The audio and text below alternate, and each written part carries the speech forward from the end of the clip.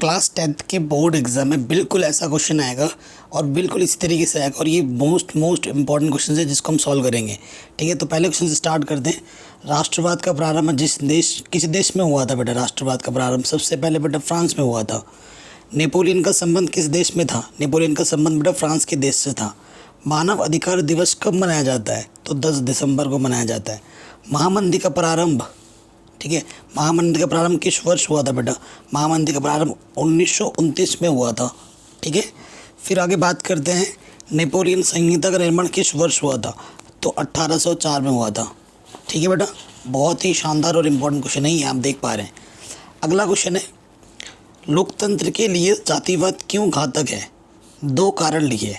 तो बेटा ऐसे लिखेंगे, लोकतंत्र के लिए जातिवाद घातक है, इसके 2 कारण, प्रमुख 2 कारण निम्नलिखित हैं। नंबर 1, जातिवाद में योग्य में चरित्रवान व्यक्ति की हानि होती है, इसके स्थान पर अयोग्य व्यक्ति की पूजा होने लगती है। ठीक है, जातिवाद के कारण समाज में हिंसा को बढ़ावा प्राप्त होता है। तो ये काफ़ी इंपॉर्टेंट क्वेश्चंस हैं। ठीक है, जिस तरीके से फॉर्मेट आएगा, क्योंकि 2 सेक्शन आएंगे आपके, खंड क खंड ख। ठीक है, तो हम पहले खंड क कर रहे हैं। फिर 8वां प्रश्न क्या है बेटा? भारतीय लोकतंत्र की 2 विशेषताएं लिखिए। आंसर क्या होगा? लोकतंत्र नागरिकों के अधिकारों तथा स्वतंत्रताओं को बनाए रखता है तथा उनको उचित सम्मान भी प्रदान करता है। लोकतंत्र सहमति का शासन है। लोकतंत्र में जनता यह अनुभव करती है कि वह स्वयं अपने ऊपर शासन कर रही है, अतः लोकतंत्र में नागरिक सरकार के साथ पूर्ण सहयोग करते हैं। तो जैसे हमारा भारत भी लोकतांत्रिक देश है, आपको पता होना चाहिए। अगला क्वेश्चन है बेटा, वैश्वीकरण के मुख्य तत्व क्या हैं? तो वैश्वीकरण के मुख्य तत्व हैं व्यापार, रोजगार की खोज में पलायन, पूंजी व बहुत सी वस्तुओं की आवाजाही। ये वैश्वीकरण के मुख्य तत्व हैं। ठीक है बेटा, आगे बढ़ते हैं। लघु उत्तरीय प्रश्न 10 नंबर से स्टार्ट होगा।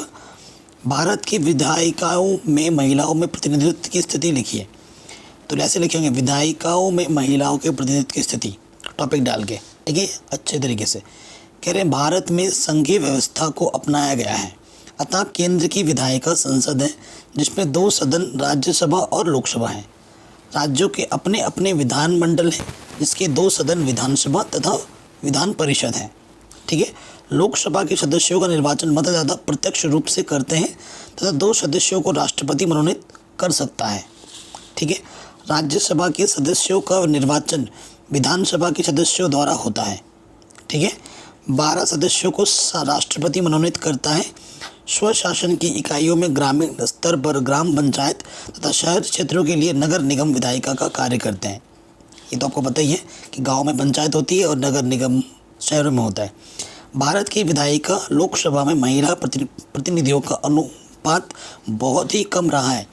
ठीक है, लोकसभा प्रतिनिधियों का अनुपात बहुत ही कम रहा है। लोकसभा में महिला सांसदों की संख्या अभी कुल सदस्यों की सिर्फ 10% तक भी नहीं पहुंची है।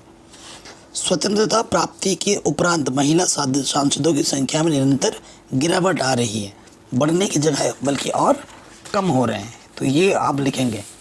अगला क्वेश्चन है, भारतीय राष्ट्रवाद के उदय के 3 कारण लिखिए। ठीक है, तो पहला कारण क्या था? उपनिवेशवाद का विरोध। उपनिवेशों में राष्ट्रवाद के उदय की प्रक्रिया उपनिवेशवाद विरोधी आंदोलन से जुड़ी हुई थी। औपनिवेशिक शासकों के विरुद्ध संघर्ष के दौरान लोग आपसी एकता को समझने लगे थे। उन्होंने उत्पीड़न और दमन का मिलजुल कर मुकाबला किया था। इसमें विभिन्न समूहों के लोगों को एकता के सूत्र में बांध दिया गया था। पहला तो ये था। नेक्स्ट था बेटा, करों की वृद्धि, मतलब जो टैक्स होता है ना, हिंदी नहीं समझ में आ रही होगी, टैक्स बोलते हैं। प्रथम विश्व युद्ध के कारण रक्षा व्यय में अत्यधिक वृद्धि हुई। इस खर्चे को पूर्ति के लिए सरकार ने करों में वृद्धि कर दी, सीमा शुल्क भी बढ़ा दिया और आयकर नामक एक नया कर भी लगा दिया गया, आयकर, इनकम टैक्स। ठीक है, तो जो इतना कमाओगे उस पर भी टैक्स देना शुरू हो चुका था और तब से वो अब तक चल ही रहा है। ठीक है, अगला है, जनता की आकांक्षाएं पूरी ना होना। भारतीयों को आशा थी कि प्रथम विश्व युद्ध की समाप्ति के पश्चात उनके कष्टों और कठिनाइयों का अंत हो जाएगा, परंतु उनकी आकांक्षाएं पूर्ण नहीं हुई। इस कारण भी भारतीयों में घोर असंतोष व्याप्त था। इसने भी राष्ट्रवाद के विकास में योगदान दिया। अब खंड क में आ रहा है विस्तृत उत्तरीय प्रश्न, मतलब बड़े बड़े प्रश्न उत्तर। 12वां प्रश्न क्या है, लोकतंत्र के गुण दोषों का वर्णन कीजिए, प्रमुख विशेषताएं क्या है वो आपको बतानी है। ठीक है, सो ऐसे एग्जाम में जैसे लिखना है ना वैसे ही लिखा गया है। लोकतंत्र के गुणों या विशेषताओं की विवेचना निम्न प्रकार से की जा सकती है। पहला, लोकतंत्र नागरिकों के अधिकारों तथा स्वतंत्रताओं को बनाए रखता है तथा उनको उचित सम्मान भी प्रदान करता है। पहला तो ये हो गया। दूसरा, लोकतंत्र सहमति का शासन है। लोकतंत्र में जनता यह अनुभव करती है कि वह स्वयं अपने ऊपर शासन कर रही है, अतः लोकतंत्र में नागरिक सरकार के साथ पूर्ण सहयोग करते हैं। ठीक है, अब दोष क्या है वो भी लिखना है आपको। प्रमुख दोष, पहला दोष क्या है, लोकतंत्र में शासन व्यवस्था कमज़ोर होती है क्योंकि सरकार के विरुद्ध निरंतर प्रदर्शन तथा धरने चलते रहते हैं, तो इसमें शासन व्यवस्था थोड़ी कम होती है। देखते हो कल मोदी के खिलाफ ये हो गया, किसी ने रैली निकाल दी, किसी को कुछ कर दिया, है ना, तो ये सब चलता रहता है। लोकतंत्र में निर्णय बहुत बहुमत के द्वारा लिए जाते हैं, बहुमत का निर्णय प्राप्त करना बहुत ही कठिन होता है।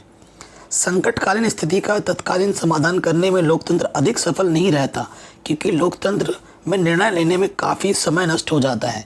तो ये दो मुख्य दोष हैं।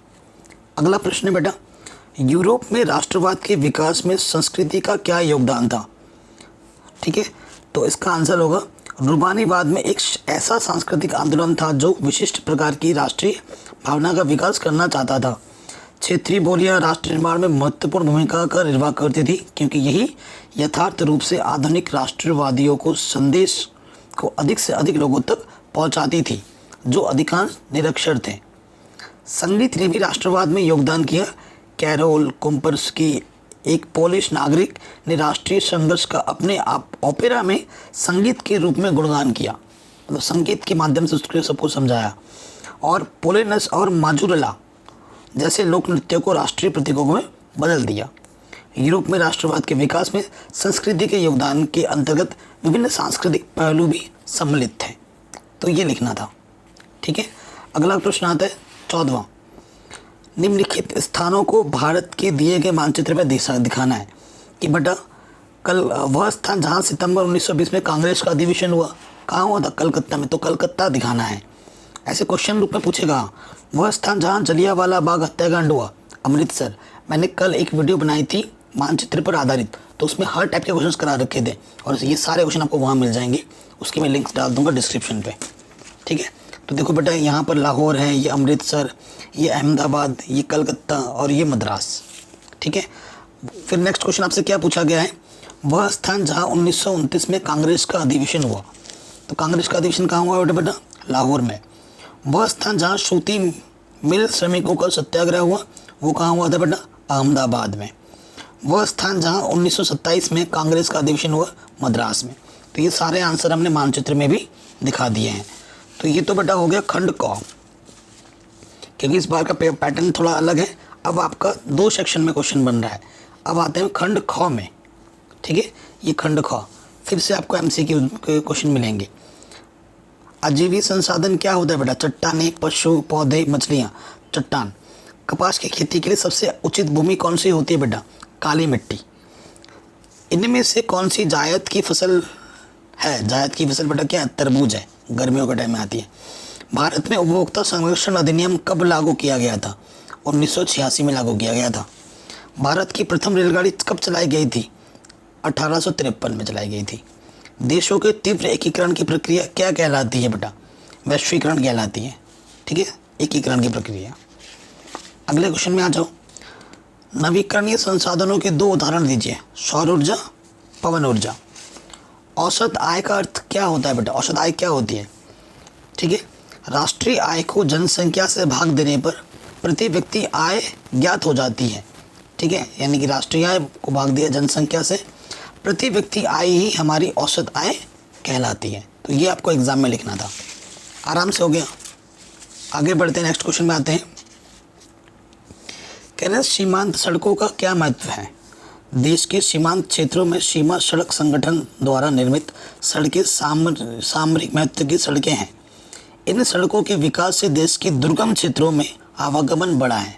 जहाँ लोग जा नहीं पाते थे, सड़क बनने सब जाने लगे हैं। और जब सड़क बनता है तो यहाँ पे आर्थिक विकास होती है, जैसे टूरिस्ट आते हैं, ठीक है, पैसों का लेन देन होता है, वहाँ को रोज़गार मिलता है, तो ये चीज़ें वहाँ पर फ़ायदेमंद हुई हैं। अगला क्वेश्चन है लघु उत्तरीय प्रश्न में खादर बांगर को समझाइए। तो खादर क्या होता है? भारत के बृहत मैदान के नवीन जलोढ़ को खादर कहा जाता है, ठीक है। बहुत बड़ा सा मैदान है जलोढ़ को, उसे हम क्या कहते हैं? खादर कहते हैं। यह मैदान का निचला भाग है जहाँ नदियों की बाढ़ का जल पहुँचता है और यह मृदा अधिक उपजाऊ होती है तथा मृदा गठन में बारीक कणों वाली होती है, ठीक है। नदी के निचले ढाल पर होती है और थोड़ा पतला पतला इसके बुरादा मिट्टी होती है और बहुत ज़्यादा उपजाऊ होती है। बांगर क्या होता है? आपने बांगर सीमेंट भी सुना होगा। भारत के बृहत मैदान के पुराने जलोढ़ को बांगर कहते हैं। बृहत मैदान के पुराने जलोढ़ को, यह मैदान का वह ऊंचा भाग है, वो नीचे था, यह ऊंचा भाग जहाँ बाढ़ का जल नहीं पहुँच पाता। यह मृदा अपेक्षाकृत कम उपजाऊ होती है, मृदा गठन में मोटे कणों वाली होती है, बिल्कुल उसका उल्टा। सड़क परिवहन के कोई 3 गुण बताइए, ठीक है। जब आप सड़क में चल रहे हो तो उसके 3 गुण बताने हैं आपको।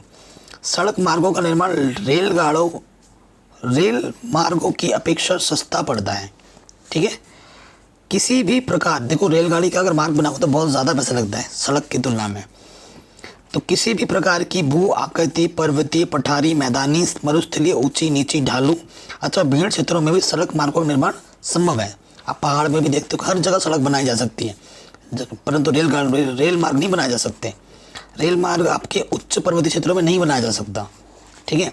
सड़क परिवहन यात्री को उसके दरवाजे तक छोड़ सकता है, जबकि रेल अपने निर्धारित स्टेशन पर ही रुकती है।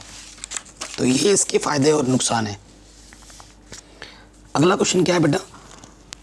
वे कौन से विभिन्न तरीके हैं जिनके द्वारा बाजार में लोगों का शोषण हो सकता है? पहला है बेटा उपभोक्ता शोषण, ठीक है। शोषण कैसे कैसे होता है? मतलब किसी का मिस यूज़ करना, किसी को ठग देना, वो हम बोलेंगे शोषण। साहूकार कर्जदार पर विभिन्न प्रकार के बंधन लगा देते हैं। साहूकार मतलब जो ब्याज वगैरह देते हैं। वे उत्पादक को विभिन्न निम्न दर पर उत्पाद बेचने के लिए मजबूर कर देते हैं। वे ऋण चुकाने के लिए ज़मीन बेचने को भी विवश कर देते हैं। व्यापारी उत्पादक कपटपूर्ण एवं अनुचित व्यवहार द्वारा उपभोक्ताओं का भरपूर शोषण करते हैं। छल कपट द्वारा ना उसके ज़मीन जायदाद को ले लेते हैं। व्यापारी वस्तु को वजन में कम तौलते हैं, इसके अतिरिक्त उन शुल्कों को भी जोड़ देते हैं। सामान तो कम देंगे लेकिन उसका पैसा भी जोड़ देंगे, जिनका वर्णन पहले नहीं किया गया अथवा उत्पादों में मिलावट कर देते हैं। भारत में कृषि क्षेत्र में होने वाली समस्याएं लिखी हैं बेटा, ठीक है। तो भारतीय कृषि की प्रमुख समस्याएं क्या है? सामान्य कारण है, संस्थागत कारण है और प्राविधिक कारण है। तो क्या कारण होता है? सामान्य कारण, भूमि पर जनसंख्या का भार। भारत में कृषि भूमि पर जनसंख्या का भार निरंतर बढ़ता जा रहा है। ज़मीन इतनी है, लोग बढ़ रहे हैं। आप देखा होगा 5 साल पहले जहाँ आप रह रहे हो कुछ लोग थे, अब वहाँ पर प्लॉटिंग होने लग गई 5 साल बाद, ठीक है। आपके आसपास के ज़मीन बिक रहे होंगे, लोग बाहर से आके रह रहे होंगे, तो ये चीज़ है। परिणाम स्वरूप प्रति व्यक्ति कृषि योग्य भूमि की उपलब्धि निरंतर कम होती जा रही है। कुशल मानव शक्ति का अभाव। भारत का कृषक सामान्यतः निर्धन, निरक्षर एवं भाग्यवादी होता है, मतलब भगवान के सहारे होता है वो कि सब कुछ हो जाए। वह संभवतः अधिक उत्पादन नहीं कर पाता, ठीक है। वो जितना उत्पादन खेत से निकालना चाहता बट उतना नहीं कर पाता। नेक्स्ट बेटा क्या? संस्थागत कारण। खेतों के लघु आकार, खेत छोटे से होते हैं। उपविभाजन एवं अपखंडन के परिणाम स्वरूप देश में खेतों का आकार अत्यंत छोटा हो गया है बंटवारे के कारण, ठीक है। उसके साथ साथ कृषि सेवाओं का अभाव, ठीक है। नेक्स्ट टॉपिक आप कह रहे हैं कृषि सेवाओं का अभाव। भारत में कृषि सेवाएं प्रदान करने वाली संस्थाओं का अभाव पाया जाता है, जिससे उत्पादकता में वृद्धि नहीं हो पाती। अब प्राविधिक क्या कारण है? परंपरागत विधियां। भारतीय किसान अपने जो सालों से चली आ रही है ना, वही परंपरागत दृष्टिकोण से खेती करते हैं। वो नई टेक्नोलॉजी का इस्तेमाल ना के बराबर करता है, इसीलिए वो अधिक फसल की पैदावार नहीं कर पाता, ठीक है। फिर है आधुनिक कृषि उपकरणों का अभाव। जो आज के ज़माने में जो लेटेस्ट टेक्नोलॉजी के कृषि उपकरण है वो भी किसानों के पास नहीं है, तो इसी वजह से भी वो पिछड़ जाते हैं। भारत में अधिकांश कृषक पुराने उपकरणों का प्रयोग किया जाता है, जिसमें उत्पादन में उचित वृद्धि नहीं हो पाती। अगला क्वेश्चन है मानचित्र का बेटा, लास्ट क्वेश्चन। कह रहे हैं भारत के मानचित्र में निम्नलिखित को दर्शाइए। उत्तर प्रदेश की राजधानी, उत्तर प्रदेश की राजधानी आंसर लिखना लखनऊ, और फिर यहाँ पर मानचित्र जो है बेटा उसमें लखनऊ दिखाना है आपको, ठीक है, मानचित्र वाले में दिखा रखा है। किसी परमाणु ऊर्जा केंद्र का नाम और इस चिन्ह से दर्शाना है। इंदिरा गांधी परमाणु अनुसंधान केंद्र तमिलनाडु में है। इंदिरा गांधी अंतर्राष्ट्रीय हवाई अड्डा कहाँ है बेटा? नई दिल्ली में है। गुजरात की राजधानी इस चिन्ह से दर्शाना है, गांधीनगर। गेहूं उत्पादन का प्रमुख क्षेत्र क्या है बेटा? उत्तर प्रदेश है, पंजाब, हरियाणा, राजस्थान, मध्य प्रदेश, गुजरात और बिहार, ये आपको लिख देना है। तो इस तरीके से आज हमने मोस्ट इंपॉर्टेंट क्वेश्चंस, जिस तरीके से एग्जाम आपके बोर्ड एग्जाम में आएंगे जिस पैटर्न के हिसाब से, वो मैंने आपको बताया है, और ऐसे ही आपको ढेर सारे मिल जाएंगे अब से रेगुलर। प्लीज़ चैनल को सब्सक्राइब करें जो कि बिल्कुल फ्री है, और डिस्क्रिप्शन को ज़रूर चेक करें।